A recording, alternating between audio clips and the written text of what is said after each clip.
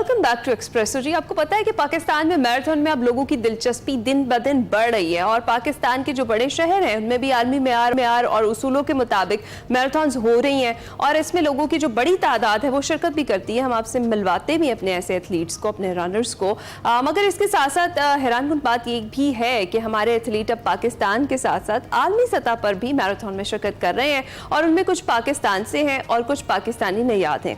इन्हीं marathon runners में Vienna marathon रोप की एक बड़ी मैराथन है। इसके साथ पेरिस मैराथन ने दुनिया की बड़ी मैराथन का रिकॉर्ड कायम किया और एक्सप्रेस न्यूज के senior anchor person Rahman Azhar ने हाल ही में आलमी सतह पर मुनाकिद होने वाली 2 मैराथन मुकम्मल करके सबको हैरान कर दिया। रहमान अजहर ने वियना मैराथन और पेरिस मैराथन में पाकिस्तान की नुमाइंदगी की और नॉर्वेजन पाकिस्तानी मोहम्मद फसीह साले ने वियना मैराथन को 3 घंटे 14 मिनट में तय किया और अपना पर्सनल बेस्ट रिकॉर्ड भी बनाया और इसके साथ साथ बोस्टन मैराथन के लिए क्वालिफाई भी कर लिया, जो कि बहुत बड़ी चीज है। आलमी सतह पर मैराथन में शिरकत करना कितना बड़ा चैलेंज है और इसमें शिरकत कैसे की जा सकती है, इस पर हमने बात करनी है। इसके लिए हम कर चुके हैं Rahman Azhar, senior anchor person है और अब मैराथन रनर भी है। जी, मोहम्मद फसीह साले हमारे साथ होंगे, मैराथन रनर है। इन दोनों से हम बात करेंगे। बिल्कुल फसीह साहब, आपकी इजाजत से जरा रहमान से सबसे पहले हम गुफ्तगू कर लें।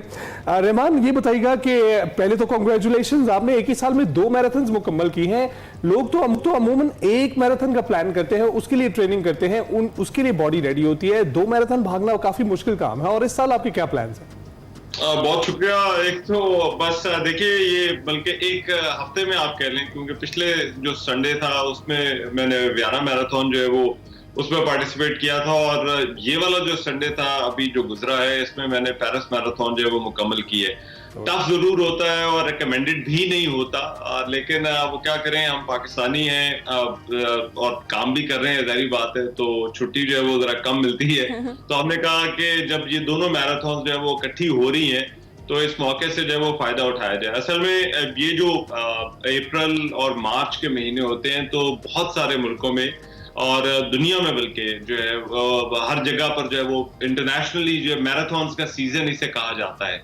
और ये तो अभी यूरोप के अंदर मैराथन हो रही हैं, फिर आने वाले दिनों में लंदन मैराथन है, बॉस्टन मैराथन है। तो ये सीजन जो है वो मैराथन्स के लिए जो है वो बड़ा बिजी होता है, पूरी दुनिया में मैराथन ऑर्गेनाइज हो रही होती है।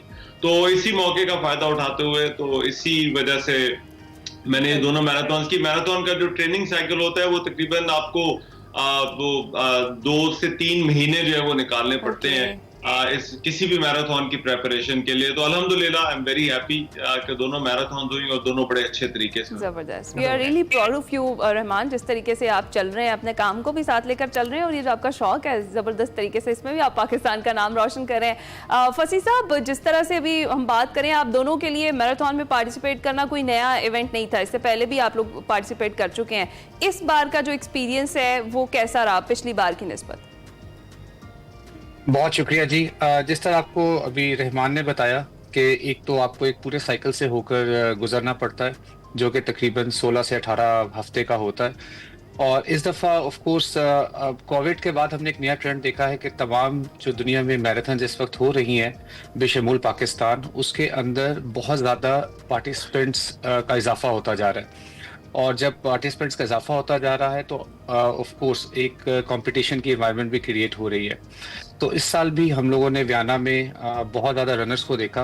Vienna is a beautiful city और बहुत अच्छे इंतजामात थे और ऑफ कोर्स मेरे लिए बड़े एजाज़ की बात थी कि मुझे वियना के अंदर अपने पर्सनल बेस्ट के साथ बॉस्टन क्वालिफिकेशन करने का मौका मिला। इसके साथ साथ ऑफ कोर्स हम जब भी इन मुल्कों में ट्रैवल करते हैं वहाँ पर लोकल पाकिस्तानी कम्युनिटी जो है वो हमें बहुत अप्रिशिएट करती है, उनसे मुलाकात होती है और ऑफ कोर्स एक इस तरीके से हम जब पाकिस्तानी इन्वेस्टर बन के इन मुल्कों में जाते हैं तो एक ये अच्छा पैगाम भी जाता है, पाकिस्तान का एक सॉफ्ट इमेज भी इससे क्रिएट होता है। राइट, तो कांग्रेचुलेशंस फसीह साहब मेरी तरफ से भी। और Boston marathon is one of the hardest marathons जिसके लिए क्वालिफाई करना बहुत ही मुश्किल होता है, आपने वो क्वालिफाई किया है। थोड़ी सी रोशनी डालेंगे कि क्वालिफिकेशन के लिए क्या पैरामीटर्स रखे जाते हैं खासकर बॉस्टन मैराथन के लिए? जी बिल्कुल।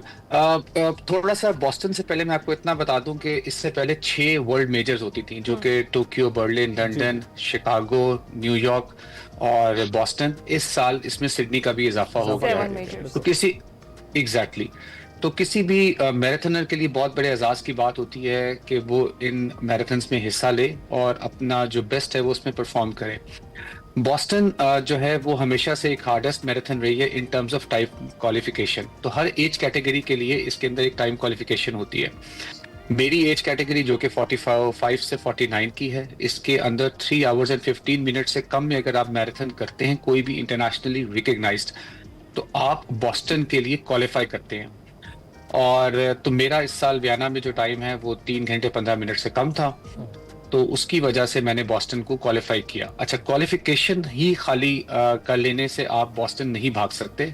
अच्छा। इसका जो अगला प्रोसेस है वो ये है कि क्वालिफिकेशन के बाद उनके पास तमाम एंट्रीज जाती हैं और फिर एक कट ऑफ टाइम डिसाइड होता है।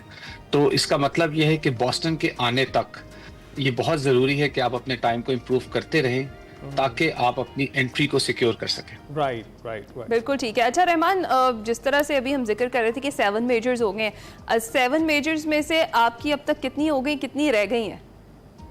अच्छा, मैं तकरीबन 4 वर्ल्ड मेजर जो है वो कर चुका हूँ, जिनमें शिकागो है,